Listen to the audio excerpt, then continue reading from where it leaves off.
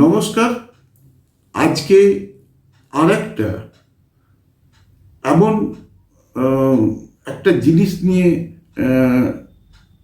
কথা বলবো, আলোচনা করব, যেটা অন্য কাউকে দিলে তিনি খুব খুশি হন এবং সুস্বাদু খাবারও তৈরি করা যায়। তেল, কি তেলে রান্না করা উচিত, এটা কিন্তু প্রায়ই আমাদেরকে প্রশ্ন করা হয় এবং অনেকের মধ্যে অনেক রকম ভ্রান্ত ধারণা আছে।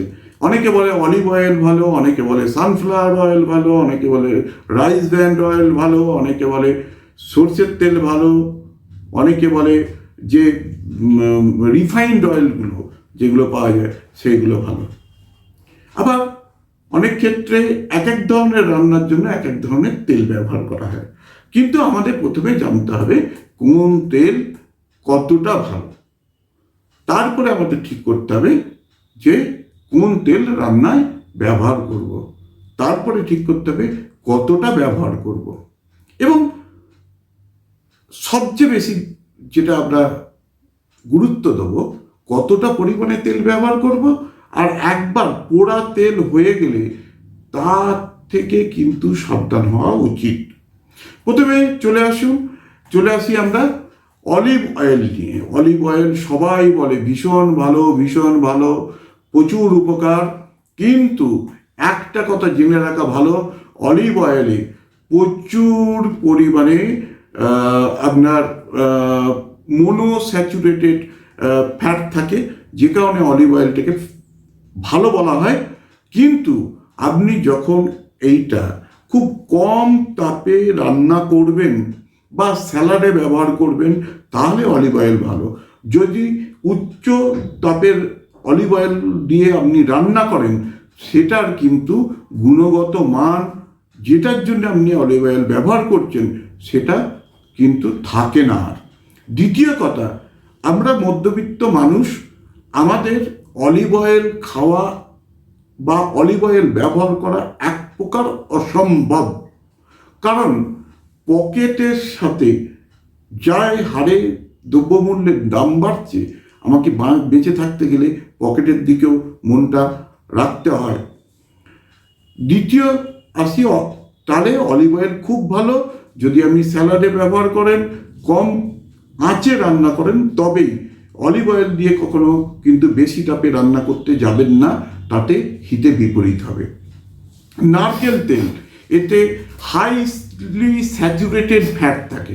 জেনে রাখবেন, আমাদের মোনোস্যাচুরেটেড ফ্যাট থাকলে তবেই সেটা উপকার।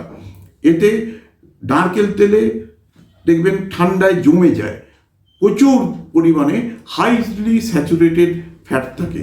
অতএব নারকেল তেলটা শরীরের জন্য, হার্টের জন্য ভালো নয়, এতে হার্টের ক্ষতি হতে পারে। সূর্যমুখী তেল, এতে প্রচুর পরিমাণে ভিটামিন ই থাকে, প্রচুর পরিমাণে ভিটামিন ই থাকে। এটা উচ্চ তাপমাত্রায় আপনি এটা দিয়ে রান্না করতে পারেন। এতে ওমেগা 6 ফ্যাটি অ্যাসিড অনেকটা পরিমাণে থাকে, ওমেগা 3 ফ্যাটি অ্যাসিডও থাকে। ফলে সূর্যমুখী তেল ওভারঅল কিন্তু ভালো। কিন্তু এইটা সবসময় পরে আসছি ওটাতে, যে সূর্যমুখী তেল ওমেগা 6 ফ্যাটি অ্যাসিড থাকে, কিন্তু ওমেগা 3 ফ্যাটি অ্যাসিডের ভারসাম্যটা একটু গণ্ডগোল। কিন্তু এতে প্রচুর পরিমাণে ভিটামিন ই থাকে। অন্যান্য ভেজিটেবল অয়েল সবাই মোরাললেস, কারুর অনেক গুণ আছে, কারুর অল্প গুণ আছে, কোনোটা ক্ষতিকারক, কোনোটা কম ক্ষতিকারক। কিন্তু সরিষার তেল, বাদাম তেলের কথায় আসি, চীনা বাদাম তেল, এতে ভালো জাতের চীনা বাদাম তেল, এতে প্রচুর পরিমাণে মোনোস্যাচুরেটেড ফ্যাট থাকে। এতে ওই উপকার হতে পারে, কিন্তু এতে ট্রাইগ্লিসারাইড বাড়তে পারে। লাস্টে একদম আসি সরিষার তেল। সরিষার তেল সবচেয়ে যেটা আমরা বেশি ব্যবহার করি, সরিষার তেল, এটা কিন্তু ব্যালেন্স তেল। এবং সরিষার তেল ব্যবহার আপনি করতে পারেন, তার যে কোনো তেল আপনি ব্যবহার করতে পারেন, কিন্তু তার পরিমাণটা কতটা হতে হবে। যদি আমার হার্টের রোগ থাকে, ব্রেন স্ট্রোকের প্রবলেম থাকে, হার্টের প্রবলেম থাকে, তাহলে আমার পার ডে 3 চামচ মানে 15 ml এর বেশি ব্যবহার করা যাবে না কোনো তেলই, সেটা অলিভ অয়েলই হোক, সর্ষের তেলই হোক, আর সূর্যমুখী তেলই হোক। আরেকটা কথা বলে রাখি, কোন তেল ব্যবহার করবেন। দেখুন, সবারই ভালো মন্দ গুণ আছে, নারকেল তেলটা বাদ দিয়ে সবারই কিছু ভালো কিছু মন্দ আছে। তাহলে আপনারা চেষ্টা করবেন, হয়তো যখন লুচি করছেন সেটা হয়তো চেষ্টা করবেন যে সূর্যমুখী তেল বা অন্যান্য তেলে ভাজতে।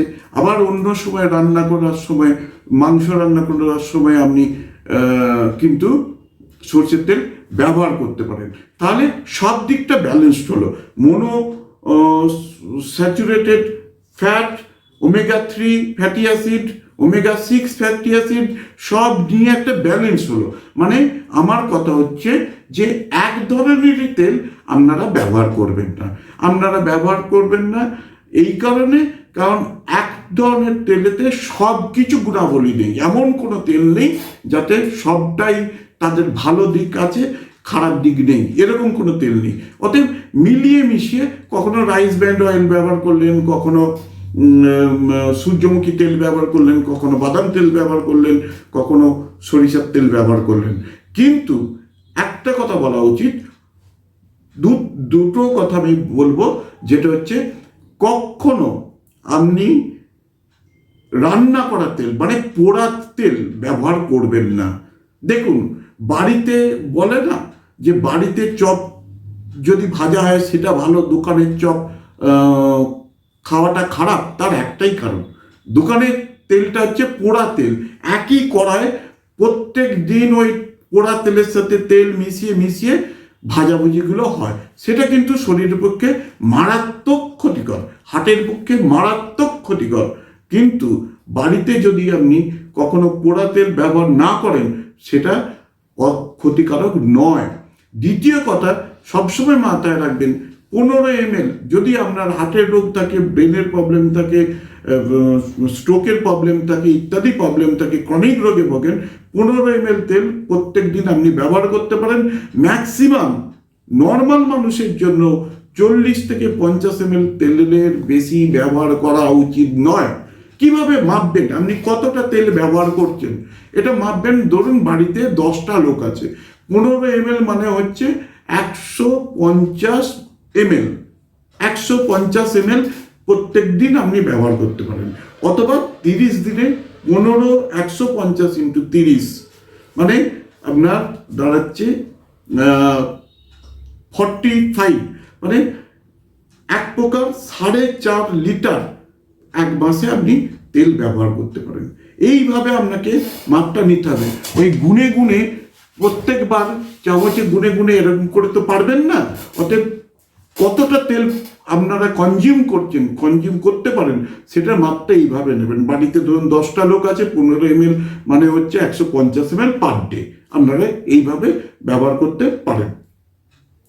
আর একটা যেটা জিনিস, তেলের কোন তেল খাচ্ছেন তার থেকে বেশি ইম্পর্টেন্ট হচ্ছে যে আপনি কতটা তেল খাচ্ছেন। এবং পোড়া তেল ব্যবহার করবেন না, বারবার করে বলছি, পোড়া তেল ব্যবহার করবেন না। যেমন আপনার পকেট আপনাকে পারমিশন দেবে বা পকেট আপনার পারমিট করবে আপনাকে, তত সেই প্রকার তেলটা কিনবেন, মিলিয়ে মিশিয়ে কেনার চেষ্টা করবেন। তাতে দেখবেন আপনার শরীর স্বাস্থ্য ভালো থাকছে।